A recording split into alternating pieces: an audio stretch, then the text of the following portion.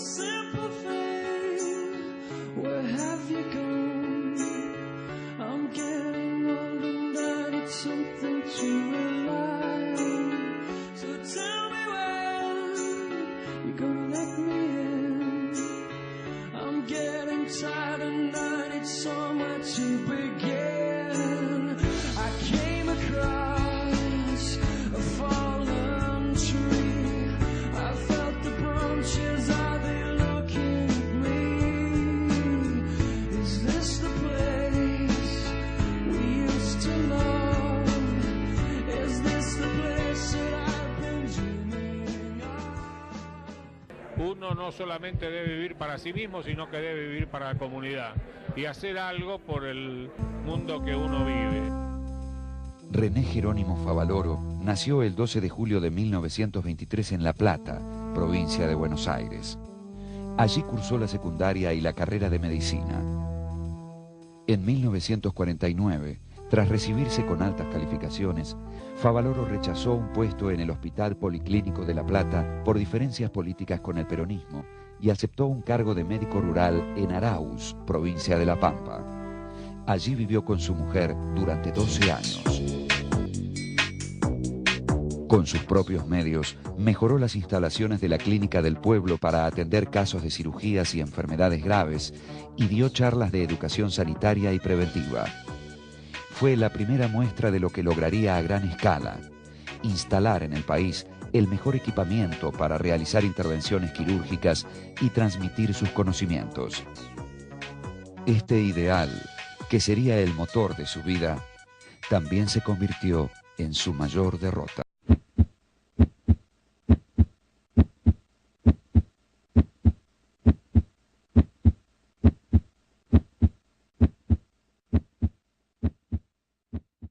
Favaloro decidió dejar La Pampa para instalarse en Estados Unidos, donde se hallaba la vanguardia de investigación médica.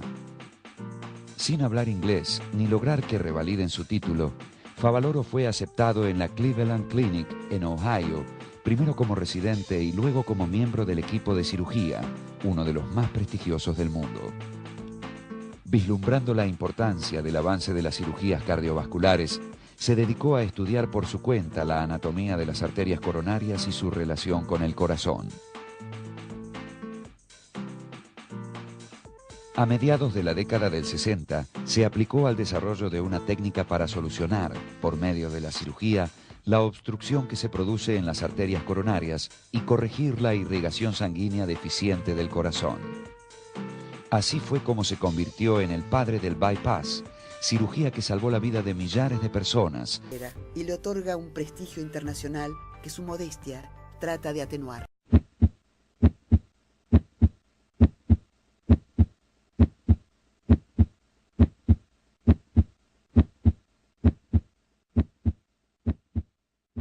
Regresó a Argentina decidido a crear un centro de excelencia en cirugía cardiovascular.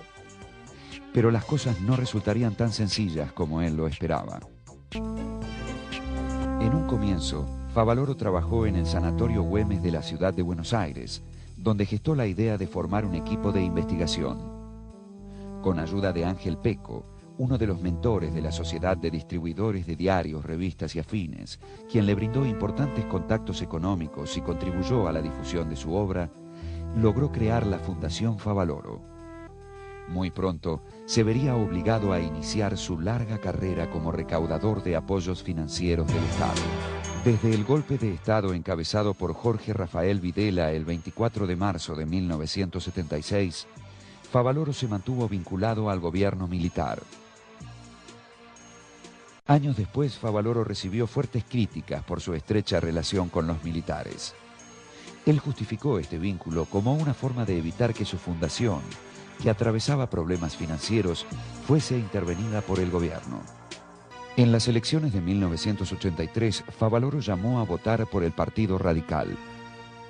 A pesar de su relación con la Junta Militar, el presidente Raúl Alfonsín lo convocó para integrar la Comisión Nacional sobre la Desaparición de Personas, CONADEP. En un principio aceptó la propuesta, pero al poco tiempo renunció. La necesidad de obtener fondos para su fundación hizo que tuviese que vincularse a los gobiernos de turno. Todos ellos, democráticos y dictatoriales, tuvieron un denominador común. Ninguno se privó de utilizar su prestigio. Lo peor estaba por pasar.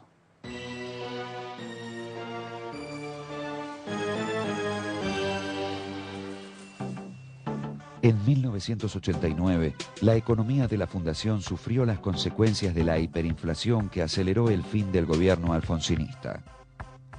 Favaloro había soñado con lograr que los empresarios del país colaboraran con su fundación. Cuando en 1989 asumió el gobierno Carlos Menem, la fundación atravesaba una profunda crisis financiera.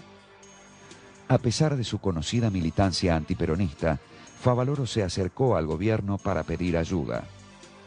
Por partida específica del presupuesto nacional, comenzó a recibir subsidios oficiales que alcanzaron los 17,5 millones de dólares anuales. Salvaba su fundación, pero una vez más, su nombre quedaría ligado al del presidente de turno. En agosto de 1998, Favaloro creó la Universidad de la Fundación. Ese mismo año, se pronunció a favor del recorte presupuestario para las universidades anunciado por Menem. Favaloro pidió disculpas y se retractó, explicando que había cometido un exabrupto. Que se entienda que yo nunca he estado a favor de ningún recorte presupuestario, ni ahora ni nunca, y soy un convencido que tenemos que aumentar el presupuesto en educación y salud, porque si no el país no tiene salida. Eso es lo que yo quiero manifestar. ¿Qué había querido decir, doctor, entonces, con su dicho? Señor, he dicho lo que tenía que decir. Yo no dije quiero cerrar universidades, yo dije se podrían cerrar universidades porque hay un exceso de profesionales, punto. Lo demás corre por cuenta por el periodismo que muchas veces lo que busca es cosas sensacionalistas. Yo insisto. Pero en la opinión pública, su imagen ya se había instalado junto a la de Menem, quien ya muy desprestigiado debió ceder el mando tras su derrota en las elecciones presidenciales de octubre del 99 a manos de la fórmula de la Alianza, encabezada por Fernando de la Rúa y Carlos Chacho Álvarez. Durante el gobierno de la Rúa, la Fundación Favaloro se quedó sin exenciones impositivas ni subsidios estatales y comenzó a acumular deudas de las obras sociales. No podía renovar el equipamiento médico, realizar las operaciones previstas ni pagar sueldos. Desbordado por la administración de su empresa, Favaloro hacía gestiones ante el gobierno de la Alianza sin obtener respuestas. Con los primeros coletazos de la crisis económica que estallaría en diciembre de 2001, el alto déficit fiscal llevó a que se recortaran aún más los gastos estatales. Entre ellos se encontraban los subsidios a la Fundación Favaloro, que fueron reducidos a cero. Tiempo después, Fernando de la Rúa declaró que desde su gobierno le habían propuesto estatizar la fundación. José Luis Machinea, entonces ministro de Economía, afirmó que habían transmitido a Favaloro su acuerdo en refinanciar la deuda. Sin embargo, Favaloro insistió con los reclamos hasta los últimos días de su vida. En sus oficinas funcionaba un comité de crisis y se había confeccionado una lista de personas que iban a ser despedidas.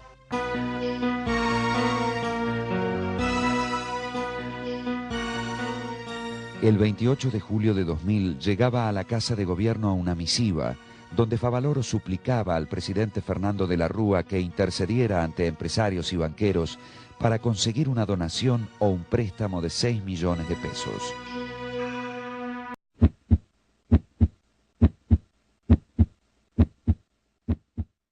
A los 77 años, René Favaloro se quitó la vida en su departamento de Palermo Chico con un disparo al corazón. A su muerte dejó 7 cartas. En una de ellas denunciaba las propuestas de coima que habían recibido sus colaboradores cercanos. Finalizaba con una dura frase: en estos momentos, a esta edad, terminar con los principios éticos que recibí de mis padres, mis maestros, mis profesores, me resulta extremadamente difícil. No puedo cambiar. Prefiero desaparecer.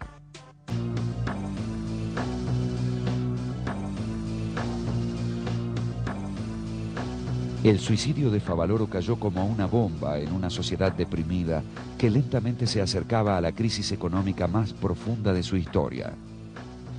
Argentina perdía a uno de sus máximos referentes, un médico de gran vocación que había hecho los mayores sacrificios por ayudar a su país. A pesar de las críticas a su gestión y a sus conflictos con el poder, el nombre de Favaloro quedó en la memoria argentina como uno de sus mitos trágicos más significativos. Su figura será siempre recordada como la de un profesional tan renombrado como humilde, solidario y lleno de buenas intenciones.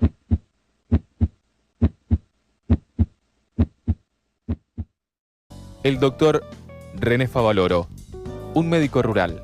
Doctor René Favaloro, usted nació en La Plata, en un humilde hogar de clase media, se recibió de médico y ha sido, sin dudas, el cirujano cardiovascular más prestigioso de nuestro país. Con todo lo que significa ser cirujano cardiovascular y ocupar un lugar tan particular, estando de alguna manera en esa lucha entre la vida y la muerte del paciente, ¿no? Por eso la vida del cirujano es tan difícil, muy diferente a la del clínico. El clínico está bien, interna un infarto en la unidad coronaria, y bueno, se muere, hace la evolución, ¿no es cierto? Le va hablando a la familia, y hicimos todo lo que pudimos hacer, y bueno, sí, tiene también su gran responsabilidad y merece respeto, pero el cirujano cuando sale en la sala de cirugía se saca el gorro y barbijo y tiene que ir a la familia a decirle, mire, me fue mal, o nos fue mal, hicimos todo lo que pudimos y se murió, le aseguro que el que lo siente en el alma se muere 1000 veces. Yo siempre digo, el cirujano se muere 1000 veces, se muere con cada uno de los pacientes y en ese momento siente toda la tragedia de la derrota, no acepta, pero la tiene que aceptar porque no es Dios, es un ser humano que hace lo que puede. Y usted, doctor, vaya, si fue un ser humano que hizo todo lo que pudo y mucho más. En 1967, en la Cleveland Clinic de los Estados Unidos, fue el creador de la técnica del bypass, y para poder operar al corazón utilizaba la circulación extracorpórea. ¿Nos podría explicar brevemente en qué consiste esa técnica? Yo para operar tengo que parar el corazón, entonces alguien tiene que bombear la sangre y oxigenarla, eso se llama el corazón-pulmón, la circulación extracorpórea, ¿sí entiendes? El corazón está parado, tengo que poner unos tubos, mandar la sangre ahí y vuelve oxigenada. Eso fue algo que sin dudas ha significado un gran avance para la humanidad y un beneficio inigualable para quienes los necesitaban, que son los pacientes, con quien usted siempre ha resaltado se debe tener el mayor compromiso. ¿Por qué, doctor? Porque yo tengo un axioma que yo tengo 8 o 10 cosas escritas para los jóvenes y el último dice, el único privilegiado del paciente acá, este que está debajo de la sábana, ese es el único que tiene privilegio.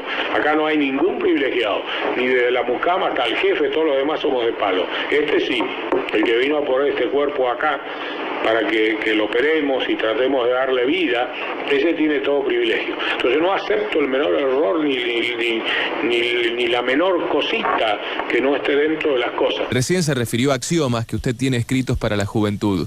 ¿Qué otras cosas le diría a los jóvenes? Tendríamos que hablar largo y tendido con la juventud. En esta era en que el facilismo, digamos, invade muchas áreas, que los jóvenes aprendan que no se llega a nada sin esfuerzo. Así que habría muchas otras cosas que hablar, la abnegación, la decencia, la ética, la moral. Qué buenas palabras para la juventud, doctor Favaloro. Me gustaría que también les deje algo a los universitarios, que son los que se encuentran en plena formación para su futuro. Yo no concibo un universitario sin compromiso social. El universitario tiene que formarse agregándole toda esa formación social para que entienda que su tarea no termina en lo específico. Hay un compromiso social para tratar de que a través del esfuerzo de ese hombre que tuvo la suerte de llegar a la universidad, tuvo la suerte de llegar a una formación terciaria, contribuya a que la sociedad sea cada vez mejor, sea cada vez más solidaria y cada vez más justa. Cuánto que nos ha enseñado y nos seguirá enseñando con su ejemplo, doctor. ¿Por qué no nos habla de su fundación, esa obra de inestimable valor para todos? Es una obra hecha por la comunidad, para la comunidad, sin dueño y sin fines de lucro. Es decir, hay un grupo de médicos y gente que la dirige. Nadie a fin de año puede decir, yo tengo acciones, cosas acá. Y está brindada así totalmente hacia la comunidad con ese trípode del cual hablamos. La docencia, la investigación y la asistencia. Imagino que su creación no debe haber sido fácil. Es muy fácil levantar edificios, ¿vio? Contrata a la empresa, lo hace y se terminó. Es muy fácil conseguir la tecnología, el que sabe, la elige, está en el mercado. Lo más difícil es llenar ese lugar de cerebro. Ese cerebro es usted, doctor Favaloro, el gran maestro que siempre se preocupó por transmitir sus conocimientos a sus colaboradores. ¿No es así? Uno trata de formar gente Yo me siento orgulloso de mis colaboradores y el verdadero maestro lo que debe pretender es que el discípulo, nunca hablo de discípulo, hablo de colaboradores, lo supere. Si no pretende eso, está totalmente equivocado. Y el cirujano que quiere poner la planta así para que no crezcan, doblemente equivocado. Lo que debe hacer es tratar de empujarlo, de llevarlo hacia adelante, de que viajen al extranjero, que vayan a los mítines, a los congresos, a las reuniones, que se eduquen en todo sentido y empujarlos todos los días a que sean mejor. Y eso seguramente se logra poniéndole énfasis en la investigación, como siempre usted lo ha dicho. No es que lo diga yo, lo han dicho mucha gente antes. Es decir, si nuestro país en todas las áreas no dedica esfuerzo a la tarea de investigación, y siempre seguiremos siendo secundarios, hablan del tercer mundo, no sé, pónganlo donde quieran. La investigación es el hecho fundamental porque es lo que permite el progreso. Para ir finalizando, doctor Favaloro, me gustaría que nos cuente cómo fueron esos comienzos de su tarea en un pequeño pueblo de la provincia de La Pampa, llamado Jacinto Arauz. Yo fui a reemplazar a un médico de campo, otro médico rural. Yo realmente fui convencido de que ahí iba a estar a lo mejor 3-4 meses y después volvía. Y después los 3-4 meses se hicieron casi 12 años. 12 años que sin dudas han dejado una marca imborrable en usted, ¿no? Esos 12 años son los 12 años más importantes de mi vida, porque me enraicé con la tierra. Y quizá el mayor elogio que alguna vez se me ha hecho fue en una reunión mundial muy importante de cardiología, donde uno de los cardiólogos más importantes del mundo, cuando me presentó, dijo: yo no voy a decir nada más que esto. Ustedes creen que están en presencia de un cardiólogo, de un cirujano cardiovascular. Ustedes están en presencia de un médico rural. Doctor, cirujano, cardiólogo, médico rural, René Jerónimo Favaloro. Me gustaría que nos deje unas últimas palabras de despedida. No hay que olvidarse nunca del paciente. Y no hay que olvidarse nunca del humanismo médico. La medicina sin humanismo médico no merece ser ejercida. Chao. Gracias.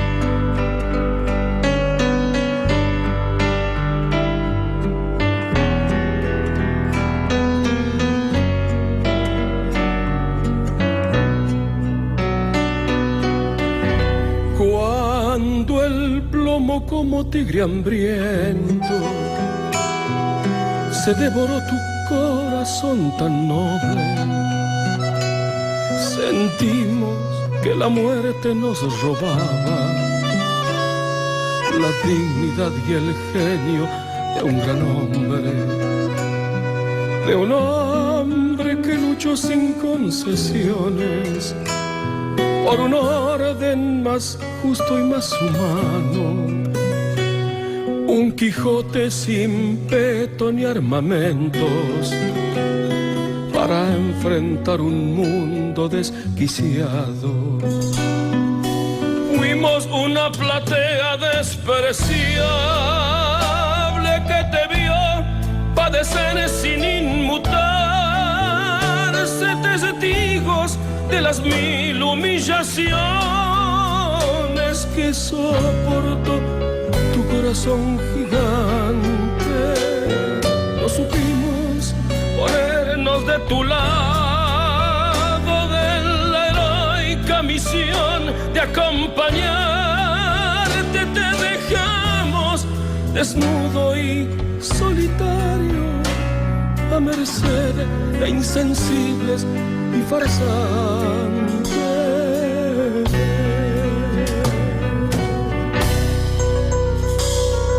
No te mató el revólver, Favaloro.